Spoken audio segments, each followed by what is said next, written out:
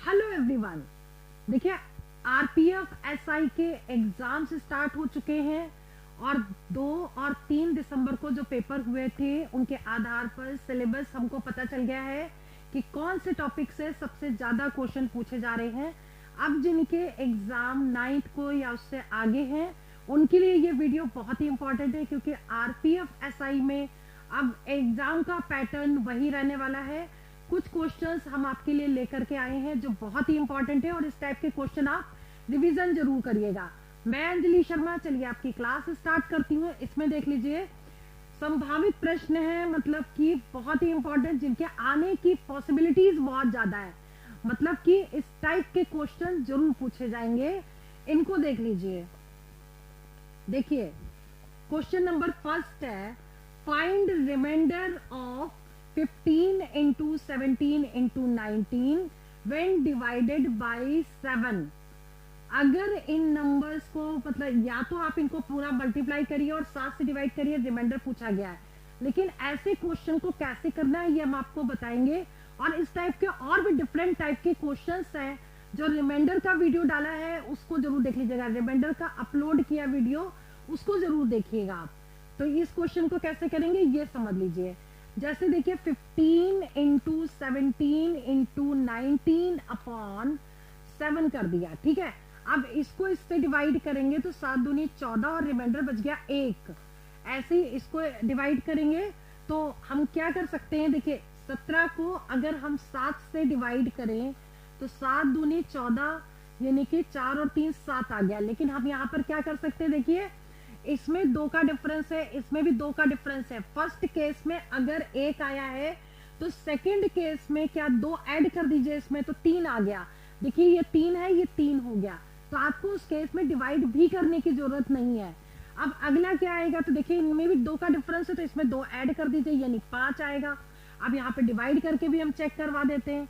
7 से डिवाइड किया, 7 दूनी 14 हो गया, यहाँ बच गया 5। इसका मतलब है कि ये 5 सही है, तो यानी कि ये भी आपको डिवाइड करने की जरूरत नहीं है। आपको क्या करना है, इनका डिफरेंस चेक कर लेना है, उतना ही ऐड करते जाएंगे, ठीक है। अब आपको क्या करना है, अपॉन 7 लिखना है। अब फिर मल्टीप्लाई कर दीजिए तो ये 15 अपॉन 7 हो गया। अब 15 को 7 से डिवाइड करेंगे तो रिमाइंडर कितना आ जाएगा, 7 दूनी 14 और 1, तो आंसर इसका कितना हो गया, 1 हो गया, ठीक है। तो फर्स्ट क्वेश्चन जब भी एग्जाम में इस टाइप का पूछा जाए तो आप इस तरीके से क्वेश्चन को ओरल निकाल सकते हैं।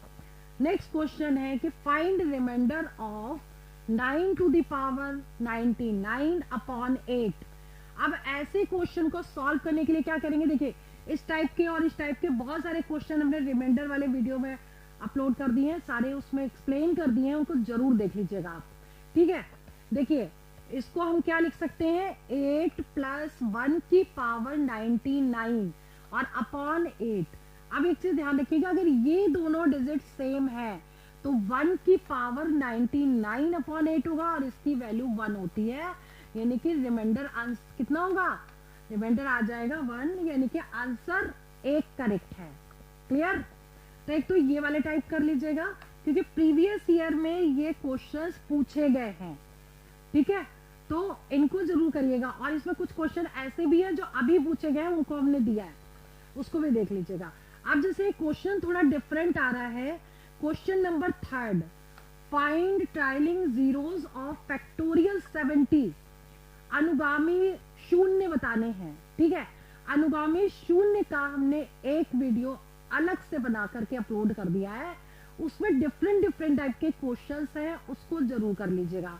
आप देखिए अगर ये क्वेश्चन अगर एग्जाम में आता है तो क्या करना है आपको, 70 को इसको हमेशा 5 से डिवाइड करेंगे, तो 5 एकम 5 हो गया, यहाँ बच गया 2, 0 ताला 5 चौक 20 हो गया, ठीक है।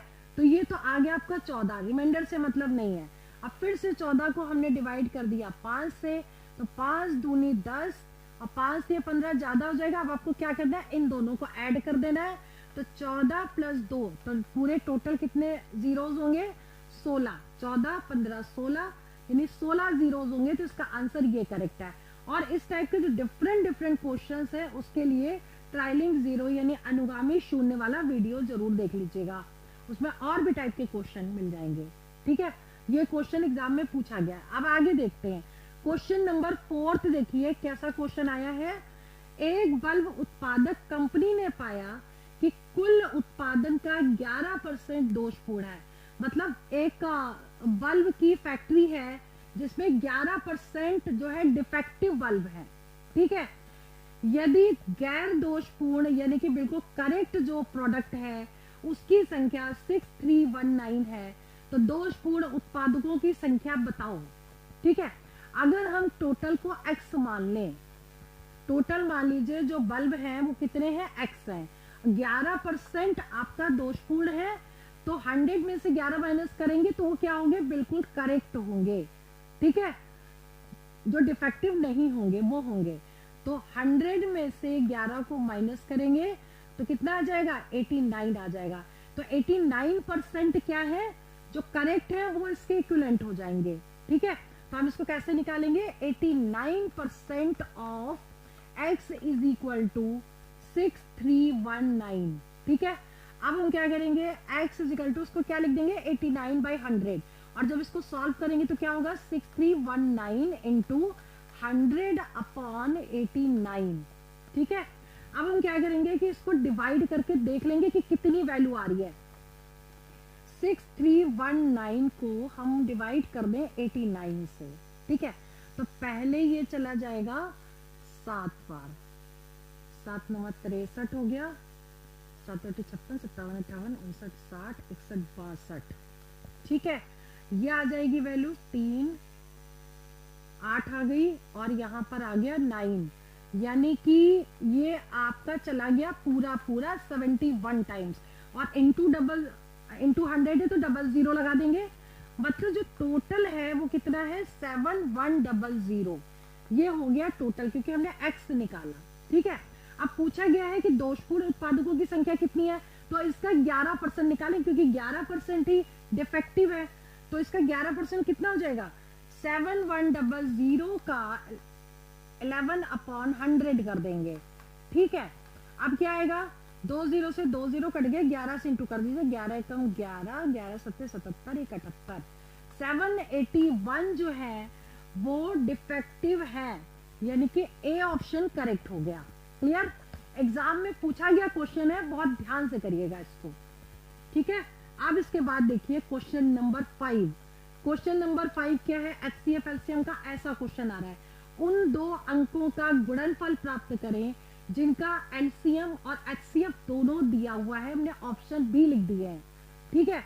तो अब आपको क्या करना है, देखिए फर्स्ट नंबर अभी हम जो कर रहे हैं 5th क्वेश्चन कर रहे हैं, first number into second number is equal to HCF into LCM, ठीक है। तो HCF कितना है 70, LCM कितना है 7, 490 प्रोडक्ट है, तो ये प्रोडक्ट हो गया, और 490 इसका आंसर हो गया। तो इसको करने की भी जरूरत नहीं थी, अगर तरीका पता था, फॉर्मूला पता था, तो आप ओरल भी आंसर को टिक कर सकते थे। तो इसका आंसर क्या हो गया, सी ऑप्शन करेक्ट हो गया, ठीक है। अब जैसे ये वाला क्वेश्चन है, क्वेश्चन नंबर 6। अब देखिए सिंप्लीफिकेशन के 4 से 5 क्वेश्चन जरूर पूछे जा रहे हैं, और वो ऐसे स्क्वायर रूट वाले भी हो सकते हैं, ठीक है। तो स्क्वायर रूट अगर आपको निकालना है तो ये कितने का स्क्वायर रूट होगा, ये वैसे 46 का होता है, लेकिन अगर आपको नहीं आता है निकालना तो इसको निकालेंगे, जो वैल्यू यहाँ लिखनी है वही यहाँ लिखनी है। तो 4 चौक 16 हो गया, ठीक है, और 6 और 5 11 होता है, यहाँ 516 कर दिया। अब इसका डबल यहाँ लेते हैं, ठीक है। अब ये कितनी बार जाएगा, ये यहाँ लिखेंगे, तो ये भी हमको ये लिखनी पड़ेगी, और इसका एक्सटेंड टू करेंगे, 6 चंग 36 हो गया, और 6 7 42, 6 48 49 50 51, पूरा कैंसिल हो गया, 46 आ गया। क्योंकि 2 के बाद डेसिमल है तो 4.6 कर देंगे, यानी इसकी वैल्यू तो हो गई 4.6, ठीक है। ऐसे जब हम इसकी निकालेंगे तो ये होता है 8.9 89 का, ठीक है। कुछ स्क्वायर रूट आप याद कर लीजिए तो ज्यादा सही रहेगा, और प्लस 8.9। अब इनको सबको जब ऐड करेंगे तो 22.4 आंसर आएगा इसका, ठीक है। चलिए आगे बढ़ते हैं, question number 7। Question number 7 is very very important, इस टाइप का क्वेश्चन पूछा जाएगा, ठीक है। ध्यान रखिएगा, ये पहले भी आ चुका है, प्रीवियस ईयर का क्वेश्चन है ये। हामिद, क्रिस्टो और गणेश के वेतनों का अनुपात दे रखा है 3 अनुपात, पहले हम यहाँ लिख लेते हैं, ये है हामिद और ये है क्रिस्टो और ये है गणेश। ठीक है, अब क्या है, हामिद अगर 3 ले रहा है तो इसका 5 है और इसका 7 है। अब कह रहा है कि यदि गणेश को 564 रुपए अधिक मिले, गणेश को हामिद से, गणेश और हामिद को कंपेयर कर रहे हैं, तो हामिद ये है, गणेश ये है, तो इन दोनों का डिफरेंस कितना है, 7 में से 3 माइनस करेंगे, 4 का डिफरेंस है। ठीक है, तो अब इसमें पूछा गया है कि क्रिस्टियो को कितने मिले, तो हम ऐसे निकालेंगे, अगर 4 का डिफरेंस है किसमें, हामिद में और गणेश में, ठीक है, तो क्रिस्टो को कितने मिल रहे हैं, क्रिस्टो को मिल रहे हैं 5। ठीक है, अगर इनका डिफरेंस 4 है तो क्रिस्टो को मिल रहे हैं 5। तो अगर इसका डिफरेंस 564 है तो इसको कितने मिलेंगे, तो क्या करेंगे, यूनिटरी मेथड लगा रहे, 5/4 इंटू 564। ठीक है, अब इसे आप कट कर दीजिए, 4 से ये पूरा कट जाएगा, ये आ जाएगा 4 एकम 4, 4 चौक 16, 4 एकम 4 और इंटू कर दीजिए, 5 एकम 5, 5 चौक 20 और 5 एकम 5, 6 7, 705 रुपए। 705 रुपए किसको मिलेंगे, इसको, क्रिस्टो को। ठीक है, तो इसका आंसर ये देखिए, मैंने पहले से लिख दिया कि आंसर आना चाहिए, ये आंसर करेक्ट है। क्लियर, किसी किसी के हमने ऑप्शन नहीं लिखे हैं, डायरेक्ट आंसर लिख लिए हैं, तो आंसर हमारा टैली कर गया है। अब जैसे सिंप्लीफिकेशन का ये वाला जो क्वेश्चन है, क्वेश्चन नंबर 8, इसमें 8 की पावर 4 की पावर 2 इंटू 1/512 का होल स्क्वायर इंटू 8 प्लस 18 है। अगर सिंपल वे में करने जाएंगे तो बहुत टफ हो जाएगा, लेकिन आपको अगर कुछ चीजें याद होंगी तो आप इसको ओरल भी कर पाएंगे। अब आपको कैसे करना है, देखिए 8 का क्यूब होता है 512। ठीक है, कुछ क्यूब्स लर्न करने पड़ेंगे, तो सारे 8 8 8 है यहाँ पे, तो उसको कन्वर्ट कर लेते हैं। देखिए 8, अब इन दोनों को इंटू कर देंगे तो कितना हो जाएगा, 8 की पावर 4 2 8। ठीक है, और नीचे इसको लिख देते हैं 8 की पावर 3 और इंटू 2, 512 को हमने लिखा 8 की पावर 3। ठीक है, और इंटू 8 प्लस 18। अब देखिए ये हो गया 6 और ये हो गया 8 + 1 9। ठीक है, तो 8 की पावर 9 अपॉन 8 की पावर 6 और प्लस 18। अब देखिए ये डिवाइड में है, पावर डिजिट सेम है, तो क्या होगा, पावर माइनस हो जाएगी, तो ऊपर कितना आ जाएगा, 8 की पावर 3, तो 8 की पावर 3 प्लस 18।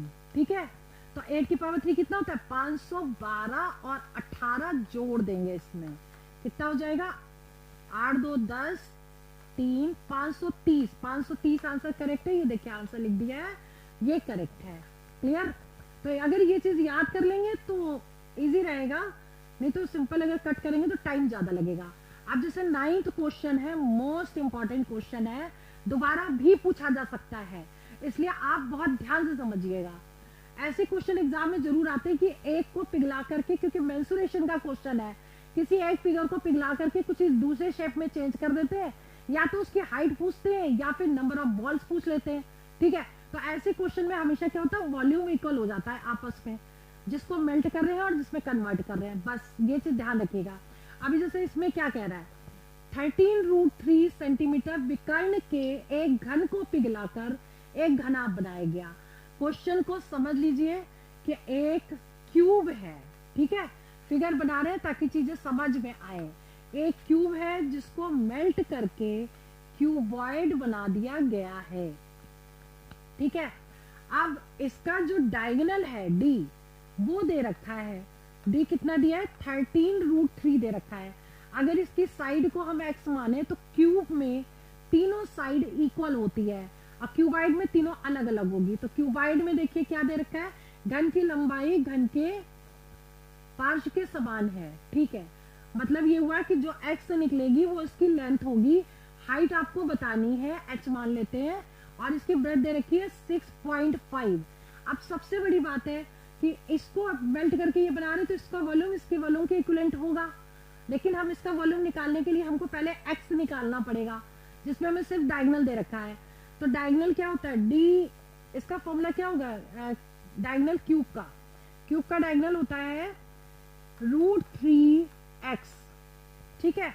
अब डी दे रखा है 13√3 इज इक्वल टू √3x, तो √3 से √3 कैंसिल हो गया, यानी x आ गया 13, यानी कि ये तो हो गई 13, ठीक है। अब ये भी जो लेंथ है वो इसके इक्विवेलेंट है, तो ये भी 13 हो गई, ठीक है। अब इसका वॉल्यूम इसके इक्विवेलेंट है, तो इसका वॉल्यूम क्या होगा a क्यूब, मतलब 13 का cube is equal to L into b into h, यानी कि 13 इंटू 6.5 इंटू एच। मतलब आप एक लाइन और लिख सकते हैं, volume of cube is equal to volume of cuboid, ठीक है, क्लियर।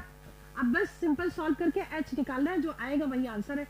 देखिए 13 है, 13 का स्क्वायर, ये तो कैंसिल हो जाएगा यहीं पर। एच इज इक्वल टू कितना होगा, एक 13 हमने कैंसिल कर दिया, 13 इंटू 13 अपॉन 6.5, ठीक है। अब यहाँ पर 6.5 है, यहाँ 0 लग गया, 13 से कट जाएगा, 13 13 15 65 और 5 दूनी 10, 13 दूनी 26 आ गया आंसर, यानी कि ये आंसर करेक्ट है, क्लियर। तो इस टाइप का क्वेश्चन जब भी आएगा तो आपको वॉल्यूम को इक्वल रखना है, हमेशा ध्यान रखिएगा इस चीज को। चलिए आगे बढ़ते हैं। जैसे कि ये क्वेश्चन आए हुए, मोस्टली ये क्वेश्चन बच्चों का गलत हो जाता है। अब इसमें देख लीजिए कि क्यों गलत होता है। ऐसे क्वेश्चन जब भी एग्जाम में पूछे जाए, 10वां क्वेश्चन, तो आपको क्या करना है, सब में डिवाइड लगाए ना। तो सब में डिवाइड लगने का क्या मतलब है कि आपको पहला वाला जो डिवाइड है, मतलब सबको रेसिप्रोकल कर देना है। जहां भी डिवाइड को इनटू में कन्वर्ट करेंगे, अगला वाला रेसिप्रोकल हो जाएगा। तो हम पहले इसमें एक लाइन लिख लेते हैं, 1/13। अब यहाँ इनटू किया तो 13/1, ठीक है। आप 1 नीचे लिखिए या ना लिखिए, हमने सबको कन्वर्ट करके लिख दिया है, ठीक है। लिख इसलिए दिया है कि हो सकता है ये 2/13 होता है तो 2 2 2 नीचे आ जाता। 1 के केस में आप लिखिए ना लिखिए, आंसर सेम आएगा, क्लियर। अब आपको क्या करना है, एक 13 से एक 13 तो कट गया। अब आपको 13 का क्यूब, और 13 का क्यूब कितना होता है 169, 13 का स्क्वायर इंटू 13 करेंगे तो 2197 आएगा। मतलब ये आंसर आपका टैली कर गया, ये आंसर करेक्ट है, क्लियर। तो इस तरीके से क्वेश्चन आपको करने हैं तो इजीली निकल भी जाएंगे और करेक्ट भी होंगे।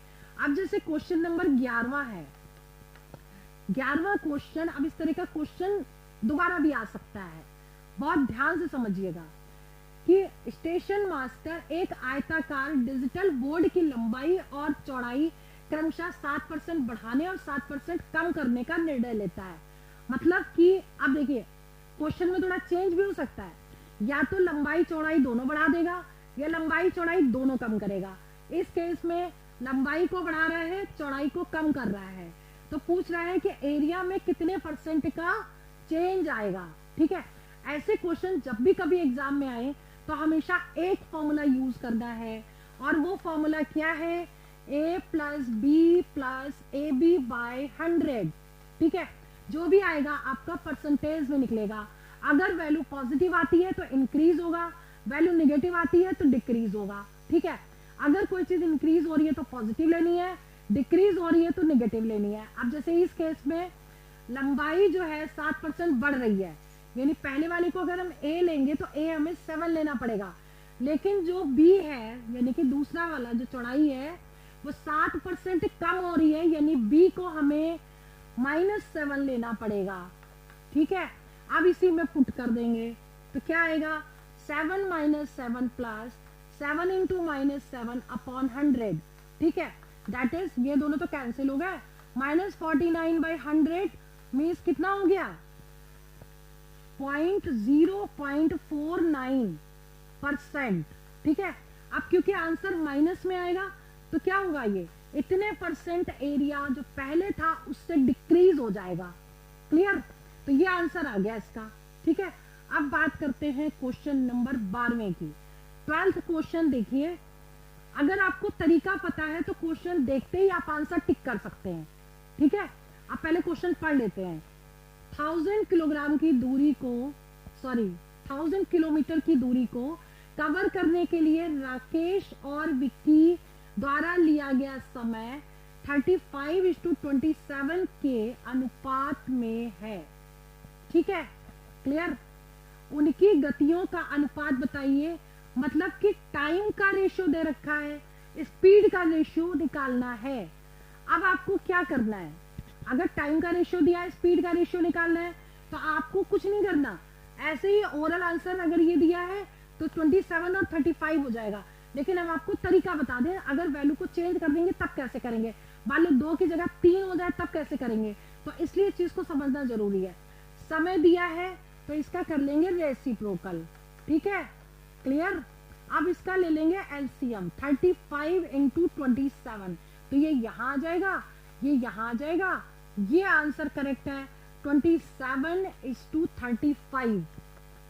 तो दो लोगों में तो हम एक काम कर सकते हैं, अगर 35 और 27 दिया है तो 27 और 35 को आंसर देख के टिक कर सकते हैं। लेकिन यहाँ पर अगर 2 की जगह 3 हो जाए, यहाँ पे तीसरा मेंबर भी हो जाए और तीसरा भी रेशियो दिया हो, तब आपको इसी मेथड से करना है। 3 नंबर होंगे तो तीनों का रेसिप्रोकल करके एलसीएम लेना है, फिर जब जो वैल्यू यहाँ पे आएगी वही इसका आंसर होगा, ठीक है।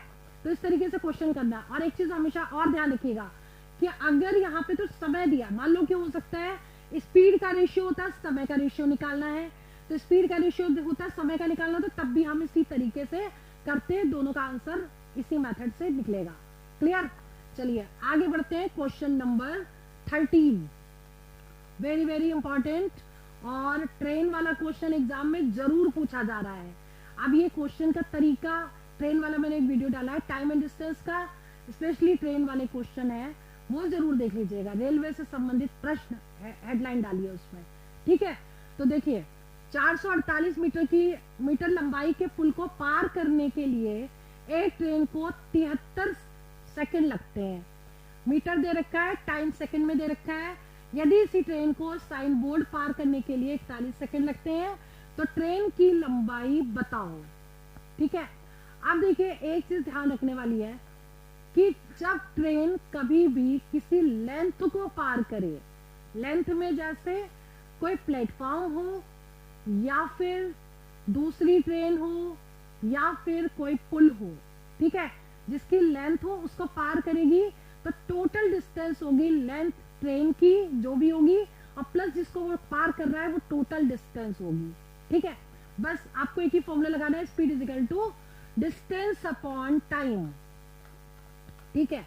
अब देखिए स्पीड तो दोनों केस में सेम है, तो क्या होगा, यहाँ पे लिख दें कि डिस्टेंस कितनी होगी 448, और मान लो ट्रेन की लेंथ को हमने एल मान लिया, टाइम कितना लग रहा है 30:73। देखिए डिस्टेंस अपॉन टाइम, ये हो गई स्पीड। ये कौन सी स्पीड है, जब ये पुल को क्रॉस कर रहा है, ठीक है। और दूसरी वाली स्पीड निकालेंगे, दोनों स्पीड आपस में इक्वल होगी, तो और साइन बोर्ड को जब पार करेगा, यानी कि किसी साइन बोर्ड को पार करे या पेड़ को क्रॉस करे या किसी आदमी को क्रॉस करे, उस केस में केवल जो डिस्टेंस है वो लेंथ ऑफ ट्रेन होगी। तो लेंथ ऑफ ट्रेन यहाँ पे सिर्फ एल लेना है आपको, ठीक है। और टाइम कितना दिया है 41, बस सिंपल सॉल्व करके एल निकाल लीजिए। अब आपको क्या करना है, क्रॉस मल्टीप्लाई करिए, 448 into 41 plus 41, L is equal to 73 L, ठीक है। अब क्या करना है, देखिए इसमें से इसको माइनस करना है, तो 73 में से 41 को कर दे माइनस, तो ये आ जाएगा 32, 32 L is equal to 448 into 41, ठीक है। तो एल इज इक्वल टू कितना होगा 448 इंटू 41 अपॉन 32। अब इसे कट कर देते हैं, ये 4 से कट जाएगा, 4 उठी 32 हो गया, 4 एकम 4, 4 दूनी 8, ठीक है।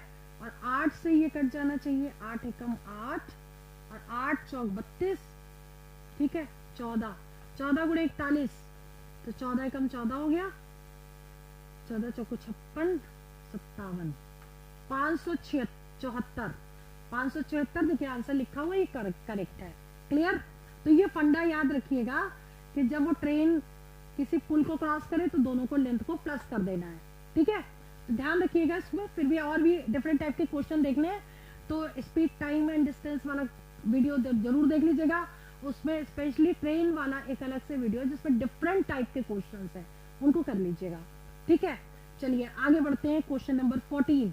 क्वेश्चन नंबर 14 क्या कह रहा है, एक बॉक्स में अनुपात 6:7:8 8 में 3 अलग अलग प्रकार के सिक्के। देखो क्वाइन वाला क्वेश्चन एग्जाम में जरूर पूछा जाता है, चाहे वो एसएससी का एग्जाम हो, रेलवे का हो या कोई भी एग्जाम हो, क्वाइन का एक क्वेश्चन जरूर आता है। ठीक है, अब इसको करना कैसे ये समझिए कि 3 अलग अलग तरीके के सिक्के हैं और कितने के सिक्के हैं, 1 रुपए, 5 रुपए और 10 रुपए के, और टोटल रुपीज 847 है। 10 को सिक्कों की संख्या पूछी गई है। अब आपको सबसे पहले क्या करना है, 1 रुपए के सिक्के मान लो कितने हैं, 6x है। ठीक है, 5 रुपए के सिक्के कितने हैं, ये हो गया 7x है। और 10 रुपए के कितने सिक्के हैं, 10 रुपए के हो गए आपके 8 सिक्के, 8x हो गया। ठीक है, अब आपको क्या करना है, इन दोनों को मल्टीप्लाई, 1 इंटू 6 तो 6x हो गया।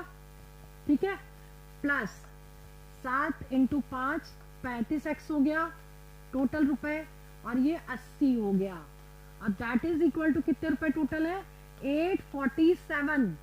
ठीक है, अब इसको सॉल्व कर देना है, कितना आएगा, 6 और 5 11 जोड़ देंगे, और 6 3 9 9 8 8 16 17 1 18,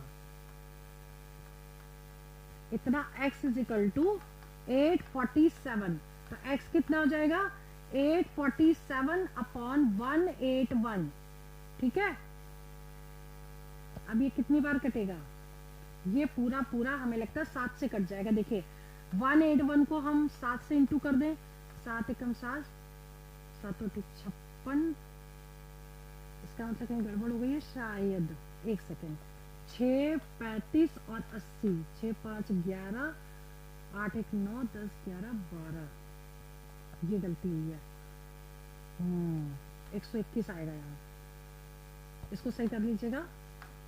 ठीक है, चलिए अब ये पूरा पूरा कैंसिल हो जाएगा, इसको हम लिख देते हैं 121 तो हो गया, उसका क्या नाम है 11 का स्क्वायर।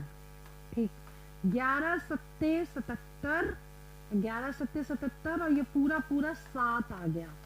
ठीक है, यानी x की वैल्यू आ गई 7। आप क्वेश्चन पूछ सकते हैं कि 10 पैसे के सिक्के पूछे गए, कुछ और भी पूछ सकते हैं, लेकिन 10 पैसे के पूछे गए तो हमें किस में इंटू करना है, 8x में। तो 8 इंटू 7, 7 ओटी 56, 56 आंसर करेक्ट होगा या नहीं, ये आंसर करेक्ट है। और अगर 5 रुपए के सिक्के पूछे जाते तो 7 से इंटू करते 7 को, यानी कि 49 सिक्के हो जाते। और अगर 1 रुपए के पूछते तो 6 को 7 से इंटू कर देते। ठीक है, तो आज की इस वीडियो में हमने 14 क्वेश्चन करवाए, और जितने इंपॉर्टेंट क्वेश्चन हमको मिलेंगे वो हम आपके लिए जरूर लेकर के आएंगे, और बहुत जल्दी नेक्स्ट वीडियो अपलोड करेंगे। जो लोग एग्जाम देने वाले हैं 9 दिसंबर का या उससे आगे का, तो वो लोग ये वीडियो जरूर देखें और इस टाइप के क्वेश्चन ही तैयार करके जाएं। चलिए वीडियो में यही ओवर करती हूँ। All the best for exam 5 selection. जय हिंद, जय भारत।